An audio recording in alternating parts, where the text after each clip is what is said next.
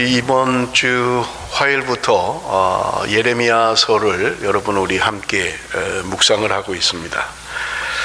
예레미야가 누구인가라고 하는 것을 먼저 좀 우리 함께 살펴보기를 원합니다. 여러분 예레미야 1장 1절 말씀을 우리 한번 좀 같이 먼저 읽습니다. 예레미야 1장 1절 다 같이 시작. 베냐민 땅 아나돗의 제사장들 중 hil기야의 아들 예레미야의 말이니라.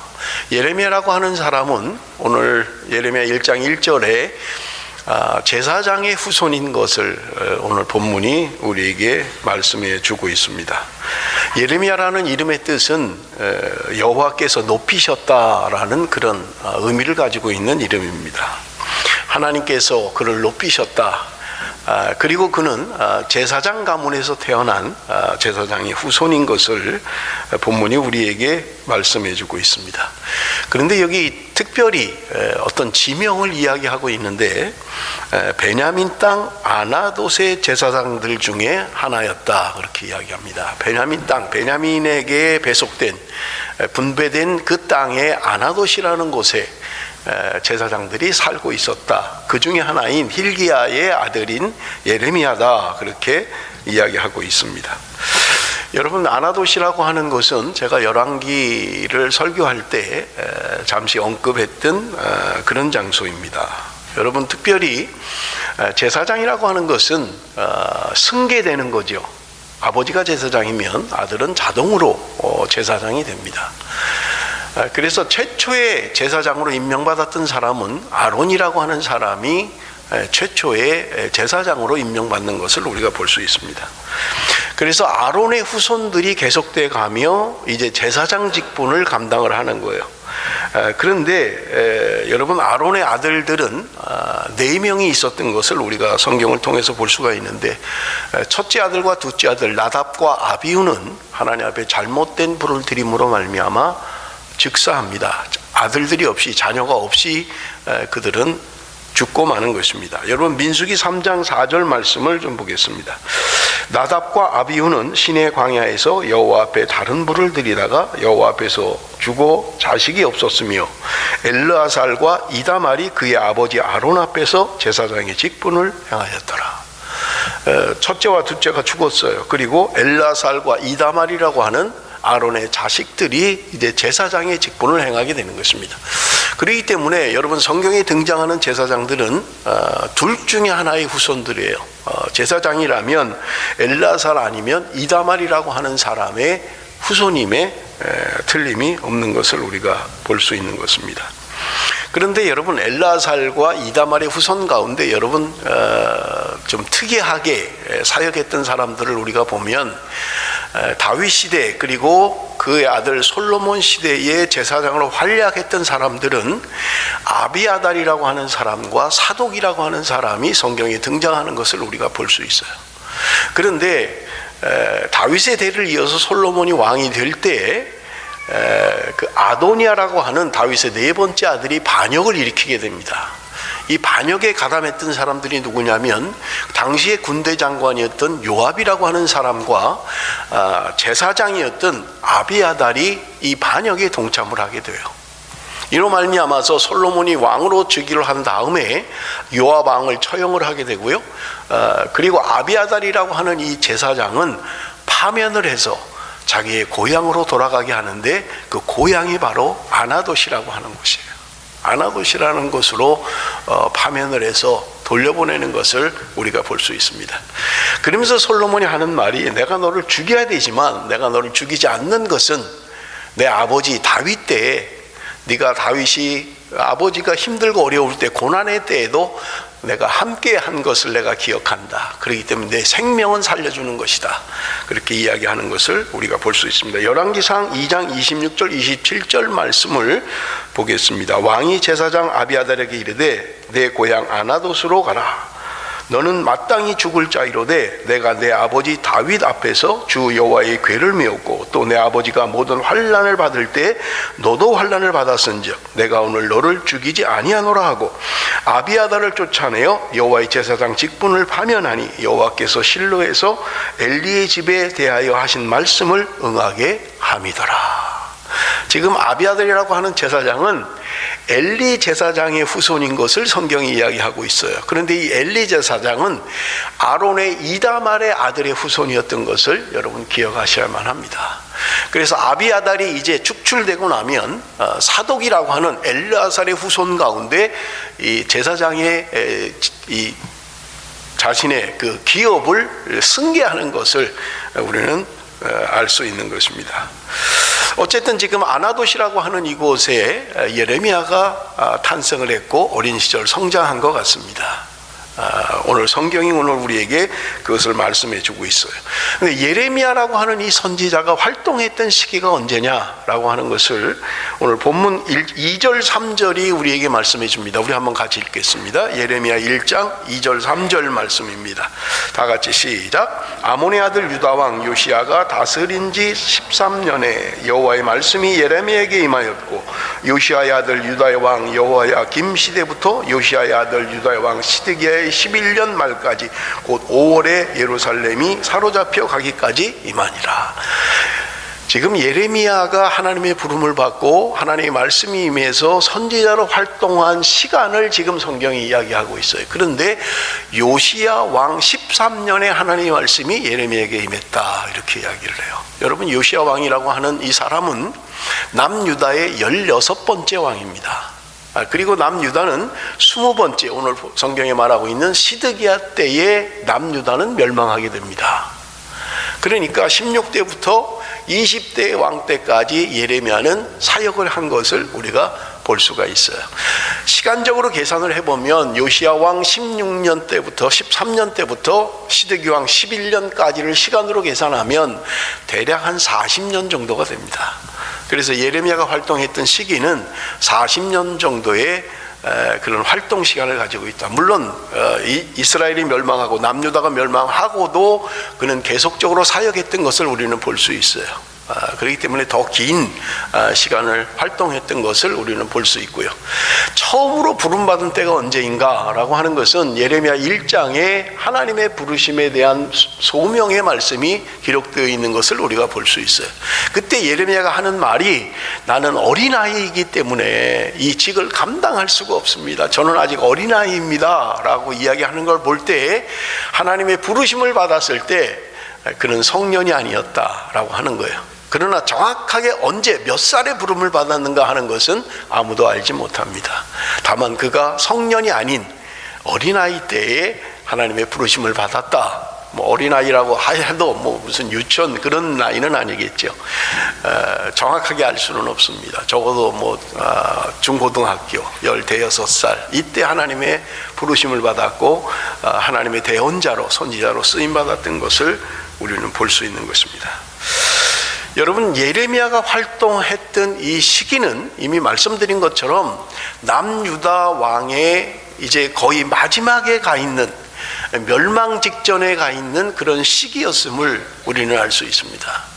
여러분 열왕기서를 제가 설교를 할 때 이스라엘의 그 위치가 얼마나 중요한가라고 하는 것을 여러분에게 말씀을 드렸어요. 여러분 지정학적으로 이스라엘이라고 하는 나라는 강대한 나라들의 샌드위치가 되어 있는, 그래서 강대한 나라들이 북쪽에서 남으로 침입을 하든 남에서 북으로 침입을 하든 중요한 거점으로 생각하는 것이 바로 이스라엘이다라고 하는 거예요.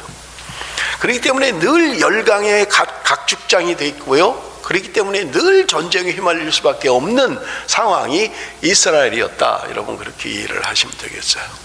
그래서 여러분 지금 그 예레미야가 활동했던 이 시기도 요시야 13년 때 하나님의 부름을 받았던 그 예레미야가 사실은 요시야 왕이 30년을 통치하고 그는 그만 죽고 맙니다.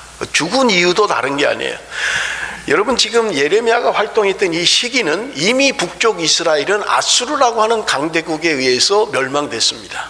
그리고 아수르가 강대하게 북쪽에서 세력을 확장하고 있는 때예요. 그런데 이 아수르가 지금 세력이 점점 줄어들고 새로 발흥한 바벨론이라고 하는 나라가 이제 패권을 잡기 시작하는 때였어요.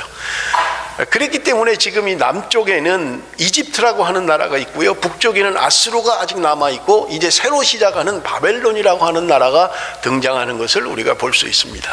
바벨론이 점점 커지니까 밑에 이집트라고 하는 나라가 불안해지기 시작하는 거예요. 그래서 이집트가 멸망해가는 아수르를 도와서 새로 지금 발흥하는 바벨론을 견제하기를 원했던 거예요. 그래서 지금 이집트의 군대를 이끌고 북상을 해서 아수르를 도와서 바벨론을 견제하려고 할 때, 여러분 요시야 왕은 왜 그랬는지 모르지만 바벨론을 잡아야 된다라고 생각했던 거예요. 새로 시작하는, 새로 일어나는 바벨론을 붙잡아야 된다고 생각했던 거예요.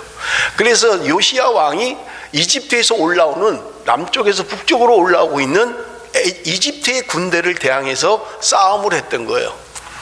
여러분, 이 전쟁에 그만 이스라엘은 패하고 맙니다. 그래서 요시야 왕은 무깃도라고 하는 곳에서 전투가 벌어졌는데, 여러분 성경에 자세하게 기록하고 있어요. 그래서 무깃도 전투에서 요시야 왕은 싸움에 지고 사망을 하게 됩니다. 그게 바로 요시야가 30년을 통치하고 이 전쟁에서 그만 실패하고 마는 거예요. 이때부터 유다는 이제 점점 더 악한 상황에 이르게 됩니다. 이제 멸망하기까지 20년 근간에 왕들이 4번이 바뀌어요. 그러면서 이스라엘은 어려움을 겪게 되는 것을 우리는 볼 수 있는 것입니다. 그래서 여러분, 이런 배경을 가지고, 이런 역사적인 배경과 여러분 정치적인 배경을 가지고 오늘 본문을 보신다면, 예레미야가 지금 활동했던 이 시기는 나라가 이제 마지막 멸망해 가는 시기에 활동했던 선지자다 라고 하는 것을 여러분 기억하시면 되겠습니다. 그래서 여러분, 예레미야에게는 별명이 있어요. 예레미야의 별명이 뭐냐면 눈물의 선지자라는 거예요. 눈물의 선지자. 지금 조국이 멸망해 가는 거예요. 그런 시대에 하나님의 뜻을 전하고 하나님의 말씀을 대언하는 거예요. 그런데 여러분, 예언자들이, 선지자들이 대부분 예언하는 것은 너희들이 돌아와라, 하나님 말씀 앞에 돌아와야 살 수 있다 라고 하는 것을 대부분 예언하는데, 예레미야는 그 예언의 내용이 특이했어요. 그건 뭐냐면 너희들은 망한다, 바벨론이 쳐들어와서 이제 우리는 망하게 될 거다, 그러니까 괜히 대항하지 마라, 하나님이 이 나라를 멸망시키는 것이 하나님의 뜻이다, 그러므로 바벨론에 대항해서 싸우지 마라, 그냥 포로로 끌려가야 된다, 우리는 망한다 라는 것을 예언했던 선지자입니다. 그러니 누가 좋아하겠어요? 백성들도 좋아하지 않는 거예요. 나라가 망한다는데 좋아할 사람이 어디 있습니까? 소망의 메시지를 전하는 게 아니에요. 우리는 망한다, 그러니까 대항하지 말라 라고 하는 것을 전했던 것입니다. 여러분, 요즘 한국 상황 너무나 흡사한 것 같아요. 주변에 강대한 나라들이 서로 견제하고 있는 거예요. 뭐 저는 정치적인 뭐 이런 것에 별로 관심이 없고, 또 설교 시간에 그걸 이야기하고 싶지도 않아요. 다만 제가 지난 주간에 말씀을 준비하다가 우리 교단에서 나오는 어떤 아티클을 하나 봤는데, 목사님이 쓰신 글을 보면서 많이 공감을 했어요. 지금 북한 핵 문제를 어떻게 해결해야 하는가 하는 거예요. 근데 그분의 논지는 다른 게 아니에요. 중국이라고 하는 나라, 러시아, 일본, 미국 다 자기네 욕심들이 있다는 거예요. 자기네 입장이 다 있다는 거예요. 그래서 이거 안 된다는 거예요. 풀 수가 없다는 거예요. 그런데 유일하게 할 수 있는 해결책은 뭐냐? 하나님 앞에 회개하는 것이다, 하나님 앞에 기도하는 것이다, 우리가 이때 기도해야 한다라고 하는 것을 주장하는 글을 보았던 것입니다. 저는 다른 건 잘 모르겠어요. 뭐 정치에 별로 관심도 없고요, 잘 알지도 못합니다. 그러나 그분의 이야기 가운데 지금 이렇게 힘든 때가 기도할 때가 아닌가. 그런데 정작 우리 민족들은 별로 무감각해요. 제가 이번에 한국을 가서도 뭐 그렇게 밖에서는 위급하게 느끼는데, 한국 사람들은 설마, 에이 뭐 무슨 일이 일어나려고, 에이 설마, 뭐 무감각한 거예요. 전혀 문제가 없어요. 아무리 미사일을 쏴대도 북한이, 남한 사람들, 우리 조국, 우리 동포들은 전혀 무감각해요. 에이 뭐 괜찮겠지, 뭐 또 지나고 나면 또 뭐 아무렇지도 않겠지, 늘 그런 거예요. 바깥에서는 오히려 굉장히 위험하게 느끼고 있는데, 안에서는 정작 아무런 두려움이 없는 거예요. 과연 이러한 때 오늘 하나님이 우리들을 어떻게 하기를 원하시는가? 이 민족을 어떻게 하기를 원하시는가? 이스라엘이라고 하는 나라, 그 열강의 아주 지형학적으로 위험한 자리에 있는, 비슷한 것 같아요, 한국하고. 오늘을 우리를 어떻게 살 수 있는가, 어떻게 해야만 되는가 하는 것을 성경은 오늘 우리에게 말씀해 주고 있는 것입니다. 여러분, 우리가 읽었던 본문의 말씀, 사실은 제가 19절까지 좀 읽으려고 그랬는데 너무 길어서 다 못했고요. 1절에서 3절까지의 말씀 우리 한번 좀 보겠습니다. 1절에서 3절까지의 말씀 우리 한번 같이 읽습니다. 다 같이 읽습니다. 시작. 여호와의 말씀이 내게 임하니라. 이르시되 가서 예루살렘의 귀에 외칠지니라. 여호와께서 이와 같이 말씀하시기를 내가 너를 위하여 내 청년의 때의 인애와 내 신혼 때의 사랑을 기억하노니 곧 씨 뿌리지 못하는 땅 그 광야에서 나를 따랐음이니라. 이스라엘은 여호와를 위한 성물 곧 그의 소산 중 첫 열매이니 그를 삼키는 자면 모두 벌을 받아 재앙이 그들에게 닥치리라. 여호와의 말씀이니라. 지금 예레미야가 이스라엘 백성들에게 외치라는 거예요. 하나님이 그들에게 가서 외치라는 거예요. 그런데 여기 오늘 본문에 뭐라고 이야기합니까? 내가 너희들을 기억하고 있다. 그런데 그 기억하고 있는 것이 내 청년의 때의 인애와 내 신혼 때의 사랑을 내가 기억하고 있다. 하나님이 그렇게 말씀하고 있는 거예요. 여러분 보십시오. 이스라엘의 광야의 삶, 출애굽을 해서 광야의 삶 동안 여러분 우리가 성경에서 이미 이스라엘 백성들이 어떻게 행한 것을 다 알고 있잖아요. 10번씩이나 원망하고 불평하고 그렇게 힘든 시간을 지났던 이스라엘 광야 40년. 그런데 예레미야는 지금 이스라엘 백성들에 대한 다른 시각을 가지고 있는 거예요. 그러면서 하나님이 너희들을 생각하면서 청년 때의 인애와 신혼 때의 사랑을 기억하고 있다.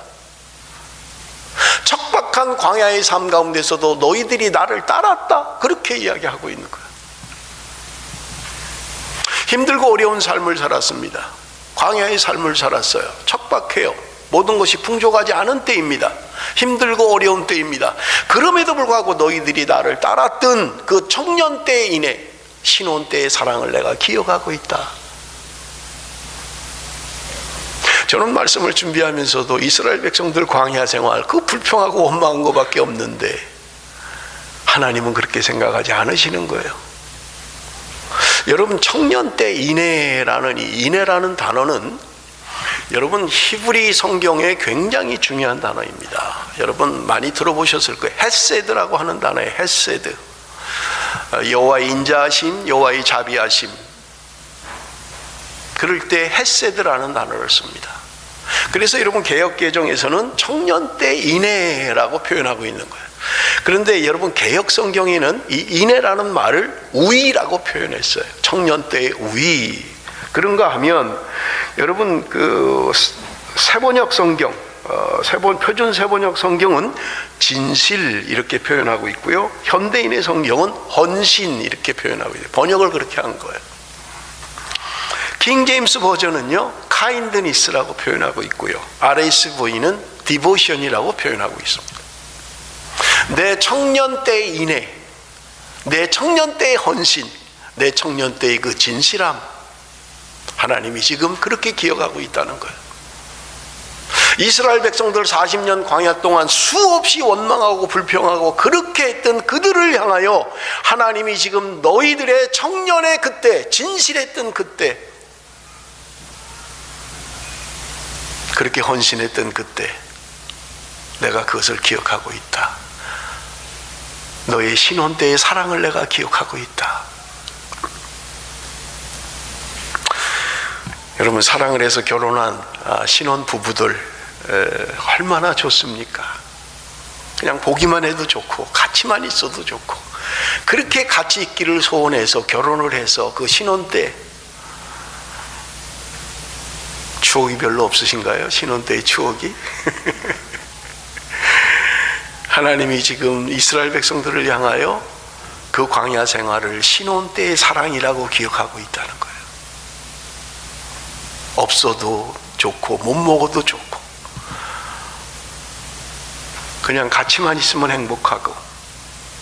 그래서 하나님께서 너희들이 광야 생활 동안 그렇게 먹을 것이 없었고 그렇게 힘든 척박한 광야의 삶이었지만 그럼에도 불구하고 너희들이 청년의 인애와 신혼의 사랑으로 나를 따랐다고 이야기하고 있는 거예요.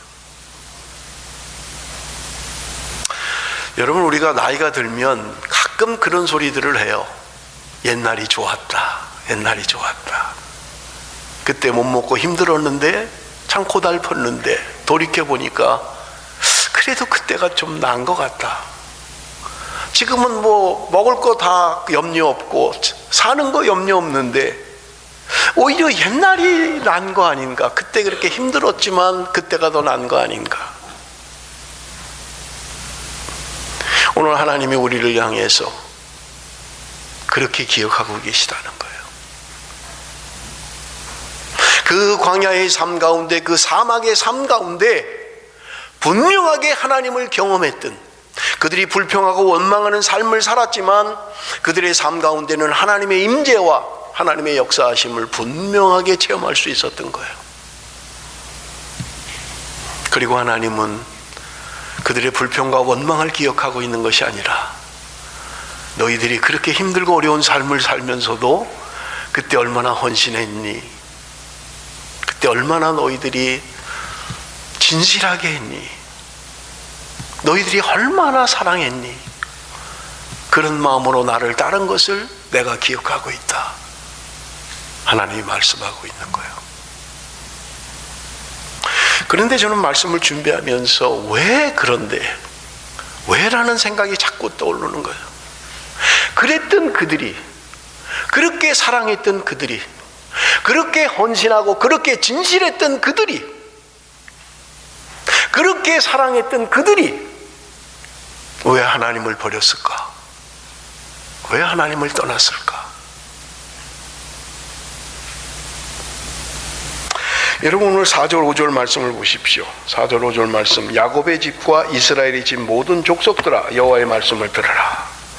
나 여호와가 이와 같이 말하노라. 너희 조상들이 내게서 무슨 불의함을 보았기에 나를 멀리하고 가서 헛된 것을 따라 헛되이 행하였느냐. 도대체 너희들이 나에게 무슨 불의함을 받길래 내가 너희들 그 사막, 그 험난한 광야의 삶 가운데서도 내가 너희들을 먹이고 입히고 그 척박한 땅 가운데서도 불기둥과 구름기둥으로 의복이 헤어져 좀 발이 부러터본 적이 없는 하나님이 그렇게 먹이고 입히시고 그렇게 인도하시고 보호하시고 도대체 너희들이 나에게서 무슨 불의함을 받길래, 내가 너희들에게 무슨 불의한 일을 행했길래 너희들이 나를 떠나서 헛된 것을 쫓느냐. 하나님이 말씀하고 있는 것입니다. 사랑하는 성도 여러분, 도대체 왜? 저는요, 설교를 준비하고 지난 한 주간 동안 계속 묵상했던 게 이게 도대체 왜? 무슨 불의함이 있길래 하나님 앞에 내 인생에 하나님이 무슨 불의한 일을 내게 행했길래 나는 하나님을 버리고 하나님을 떠나서 살고 있는가? 왜 이스라엘 백성들은 하나님을 버리고 불의한 것을 따라갔는가? 헛된 것을 쫓고 있는가? 6절 말씀입니다. 우리 한번 같이 읽겠습니다. 다 같이 읽습니다. 시작.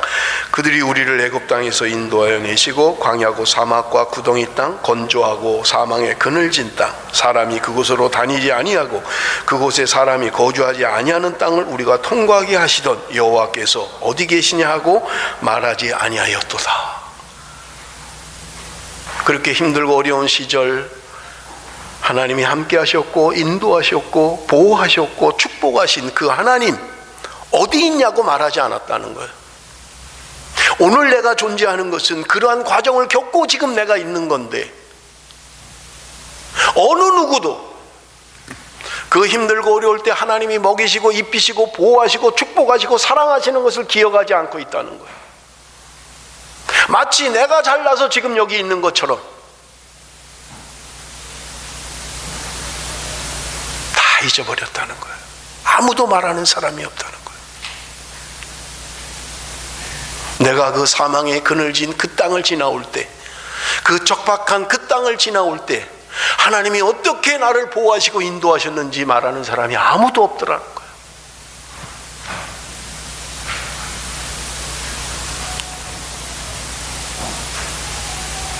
지금 없는 것만 얘기해요. 지금 불편한 것만 이야기해요. 그때에 비하면 그렇게 풍요한데, 그 사막을 지나올 때에 비하면 비교할 수 없을 정도로 복된 삶을 살아가면서도 여전히 부족하다고 생각하는 거예요. 여전히 더 있어야 된다고 생각하는 거예요.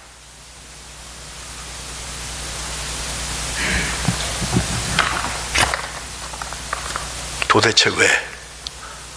무슨 하나님의 불의함을 받길래? 하나님이 어떻게 하셨길래? 왜 하나님을 떠나 있는 거예요? 7절 말씀입니다. 내가 너희를 기름진 땅에 인도하여 그것의 열매와 그것의 아름다운 것을 먹게 하였거늘 너희가 이리로 들어와서는 내 땅을 더럽히고 내 기업을 역겨운 것으로 만들었으며. 하나님이 그 광야의 삶을 지나서 약속의 땅 가나안에 들어가게 하셨던 거예요. 그 풍요로운 땅에 들어가게 하셨던 거예요. 그런데 그들은 그 땅을 더럽히고 하나님의 기업을 역겨운 것으로 만들어버리고 말았던 거예요.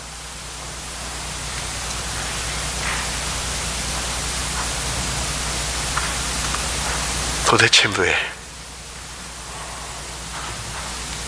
제가 이것이 한 주일 동안 계속 의문으로 남았던 거예요. 지난 목요일 날 이 본문의 말씀을 묵상하면서 저는 왈칵 눈물이 쏟아져 버리고 말았어요. 어젯밤에 설교를 준비하면서도 설교를 준비할 수가 없었어요. 한 줄을 치면 눈물이 나고 한 줄을 치면 눈물이 나고, 제가 내일 설교를 어떻게 할까 걱정을 할 정도로. 도대체 그들은 왜 하나님을 떠났을까?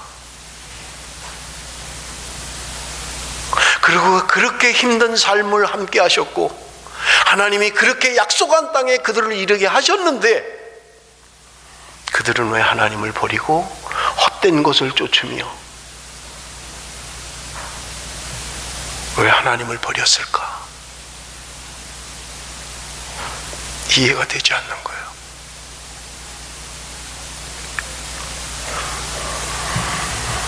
그러면서 여러분 8절 마지막 말씀을 보십시오. 우리 한번 같이 읽읍시다. 8절 말씀 다 같이 읽겠습니다. 시작. 제사장들은 여호와께서 어디 계시냐 말하지 아니하였으며 율법을 다루는 자들은 나를 알지 못하며 관리들도 나에게 반역하며 선지자들은 바알의 이름으로 예언하고 무익한 것들을 따랐느니라.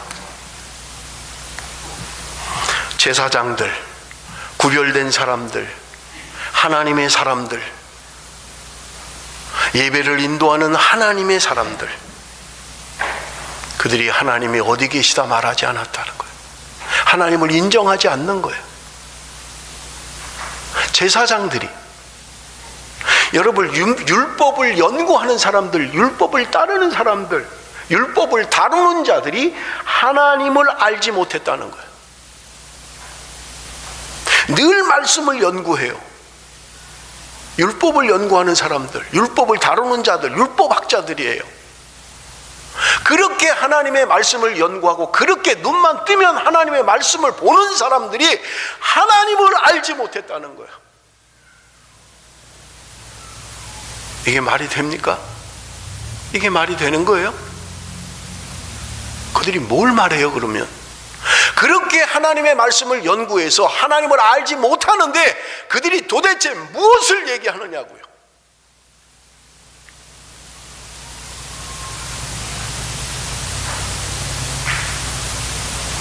여러분 선지자들이요, 가장 예민하게 하나님의 말씀을 받아서 전하는 선지자들이 바알을 예언했다는 거예요. 바알을 예언했다는 거예요. 바알의 이름으로 예언하고 무익한 것들을 따랐다는 거예요.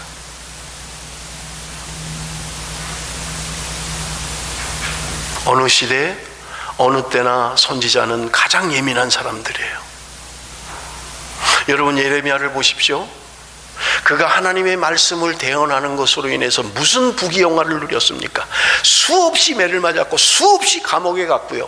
성경의 기록은 없습니다만 어떻게 죽었다는 기록은 없지만 학자들은 이야기하기를 그는 예레미야는 백성들에게 돌에 맞아 죽었다는 거예요. 물론 기록은 없습니다. 성경적인 이야기는 아니에요. 그렇게 깨어 있어야 할 하나님의 사람, 그렇게 하나님의 말씀을 전해야 될 선지자들이 바알의 이름으로 예언했다는 거예요. 바알의 이름으로. 그렇다면 도대체 이 땅에 제사장도 타락했고요, 말씀을 연구하는 자들도 하나님을 모르고요, 하나님의 말씀을 가장 예민하게 선포해야 될 선지자들마저도 바알의 이름으로 예언하고요, 나라를 관리하고 다스리는 정치가들이 타락하는 건 그건 그렇다 그렇고요, 신정 정치가 이루어져야 되는 나라, 하나님의 이름으로 모든 것이 이루어져야 하는 나라, 가장 앞장서 있는 예민한 사람들이 다 타락해버리고 만 거예요. 제사장들, 선지자들, 율법학자들, 정치 지도자들 전부 다 타락해버린 거예요.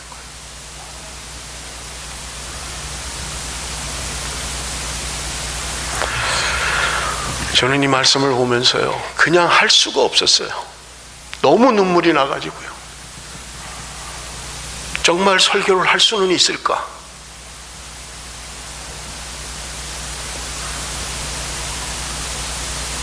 밤새도록 설교를 준비하는데 계속 눈물이 나는 거예요.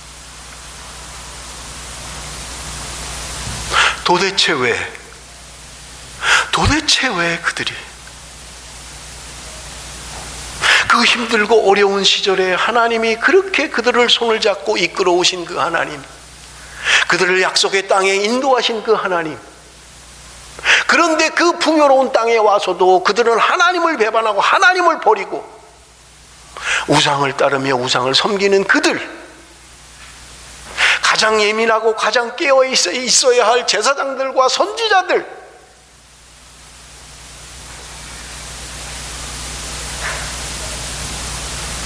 저는 말씀을 준비하다가 깜짝 놀란 게 있어요. 2500년 전에 이스라엘의 상황이 아니라 오늘 나를 말하고 있는 거구나. 오늘 우리 이 백성들을 말하고 있는 거구나. 견딜 수가 없는 거예요. 옛날에 있었던 흘러간 이야기가 아니라 오늘 이 말씀은 하나님이 오늘 저와 여러분에게, 나에게 하시는 말씀이구나.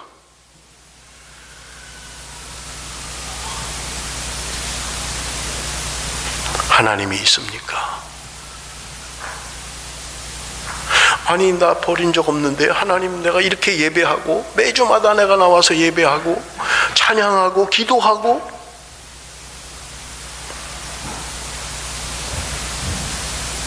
지난주에도 말씀을 드렸죠. 하나님을 만왕의 왕으로 만주의 주로 섬기며 고백하고 찬양하는 우리들인데, 우리의 삶 가운데는 정작 하나님이 없는, 하나님을 인정하지 않는, 그래서 바알의 신을 섬기고 풍요의 신을 따라서 오늘 그리스도인이라는 이름을 가지고 있음에도 불구하고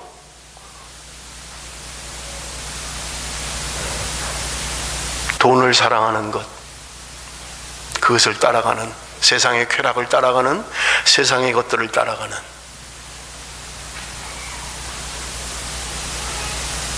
거기에 하나님이 없더라는 거예요. 거기에 하나님이 안 계시더라는 거예요.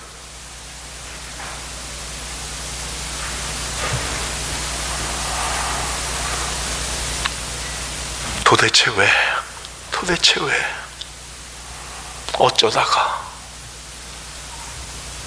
어쩌다가 이렇게 됐는가?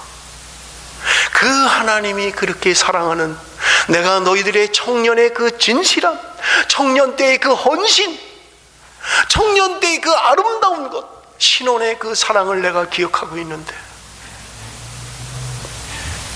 너희들은 왜 나를 버리고 나를 떠나서 무익한 것, 헛된 것을 섬기며. 여러분, 예레미야서에 반복적으로 계속적으로 이야기하는 것들이에요.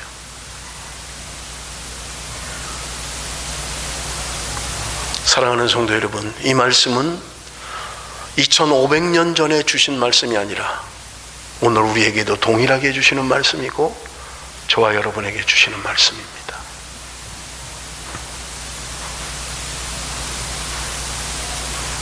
우리는 하나님을 믿고 있습니다. 예수 그리스도를 믿고 있어요. 그런데 하나님은 오늘 우리를 향하여 말씀하시는 거예요. 너희들이 나를 버렸다. 너희들이 나를 버렸다. 세상의 것들을 따라가며 바알의 풍요한 신을 따라가며 너희들의 삶 가운데는 내가 있지 않다. 여러분, 하나님의 음성을 들어야만 합니다.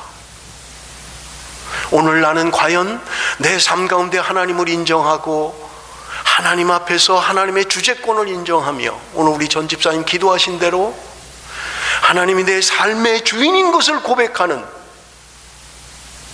그래서 입술로만의 고백이 아니라 내 삶 가운데 주님의 주되심을 고백하고 있는 그런 삶이 내 안에 있는가 하는 거예요.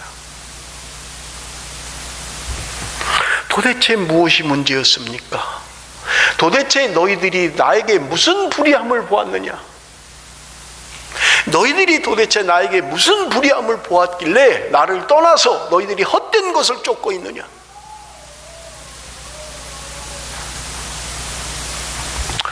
무엇이 문제입니까?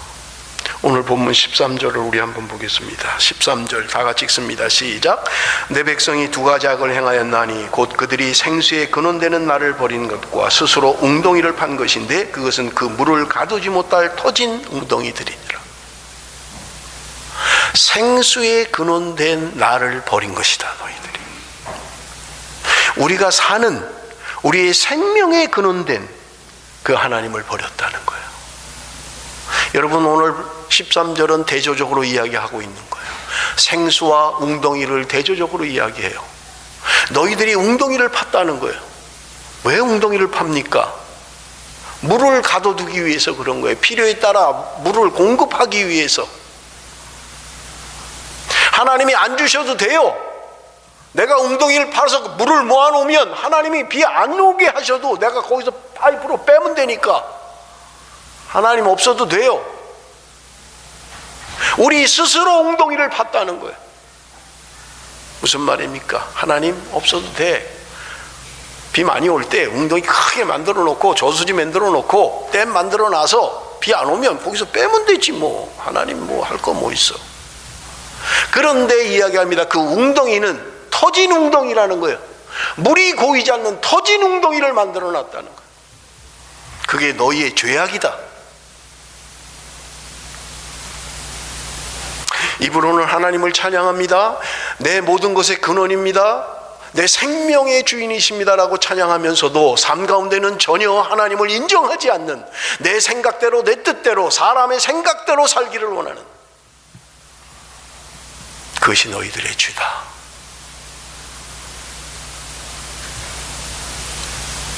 (19절) 말씀입니다. 내 악이 너를 징계하겠고 내 반역이 너를 책망할 것이라. 그런즉 내 하나님 여호와를 버림과 내 속에 나를 경외하여 없는 것이 악이요 고통인 줄 알라. 주 만군의 여호와의 말씀입니다. 여호와를 버림과 내 속에 나를 경외함이 없는 것이 악이다. 하나님을 버렸고 하나님을 경외하는 게 없다는 거예요. 우리는 반론할 거예요. 언제 내가 하나님을 경외하지 않았습니까? 경외하니까 이렇게 나와서 예배드리고 뭐 하는 거 아닙니까? 그런데 하나님은 말씀하시는 게 너희들이 나를 경외함이 없다는 거예요.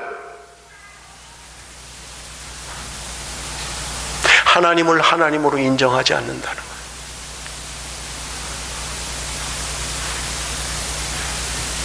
사랑하는 성도 여러분, 예레미야서의 말씀을 통해서 우리 자신을 돌이켜야만 합니다.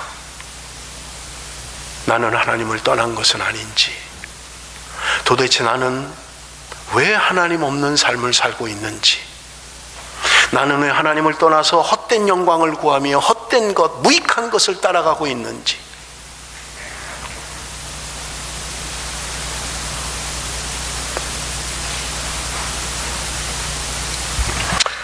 여러분 4장 1절 예레미야 4장 1절에 하나님께 돌아와야만 한다고 이야기합니다. 4장 4절에 마음의 가죽을 베고 하나님께 속하라고 말씀합니다. 이스라엘 백성들이 그렇게 소중하게 여겼던 할례 당이 있을 정도로 그런 자부심과 긍지를 가졌던 그것, 너희들은 가죽을 베는 것, 곧 우리의 외모를 갖추는 게 중요한 게 아니라 오늘 우리의 마음의 가죽을 베어라. 그리고 하나님께 속하라. 겉모양으로 내가 어떤 직분자입니다. 나는 어떤 직분을 가지고 있습니다. 내가 겉으로는 그리스도입니다. 나는 언제부터 그리스도입니다. 라는 것이 문제가 아니라 내 마음의 가죽을 벗기라는 거예요. 사랑하는 성도 여러분, 말씀이 들릴 때는 소망이 있습니다. 말씀을 들을 수 있을 때는 소망이 있어요. 돌이켜야만 합니다. 돌아오셔야만 합니다. 내가 하나님을 버리고 하나님을 떠나서 생활하고 있는 것은 아닌지, 나는 하나님을 사람으로 살고 있다고 하면서도 내 삶 가운데는 하나님을 버린, 하나님을 떠나서 살고 있는 것은 아닌지. 그래서 신기루 같은, 내가 이것만 잡으면 뭔가 행복할 것 같은, 이것만 잡으면 나는 뭔가 이룰 것 같은, 오늘 나는 그것을 향하여 달려가고 있는 것은 아니냐는 거예요. 하나님 우리에게 분명하게 말씀하십니다. 그것은 헛된 것이다. 그것은 무익한 것이다. 사랑하는 성도 여러분, 돌이켜야 합니다. 말씀이 들릴 때 돌이켜야 돼요. 세상을 사랑하고 세상을 따라가는 그것은 우리의 갈 길이 아닙니다. 저는 말씀을 마치면서 여러분들과 함께 기도하기를 소원합니다. 여러분, 우리 회개해야 돼요. 내가 하나님 없이 사는 것, 하나님을 버린 것, 믿노라 하면서도 하나님을 내 주인으로 삼지 못하고 세상의 것들을 아직도 주인으로 삼으며 그렇게 살아가고 있는 나, 회개하고 돌이켜야만 합니다. 우리 시간에 함께 기도하기를 소원합니다. 우리 시간에 함께 기도할 때 오집사님 반주를 좀 해주세요. 기도하면 좋겠습니다. 하나님, 내가 하나님을 버렸습니다. 하나님을 떠났습니다. 내 힘으로 살려고 내 웅덩이를 팠습니다. 내 스스로 내 힘을 의지했습니다. 내 힘을 신으로 삼았습니다. 세상의 물질을 나의 인생의 목표로 삼았습니다. 세상의 명예를 내 인생의 목표로 삼았습니다. 하나님 용서하여 주옵소서. 하나님, 내가 하나님 앞에 돌이키기를 원합니다.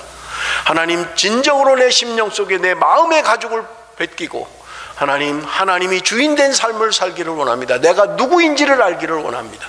우리 한 목소리로 다 같이 기도하겠습니다.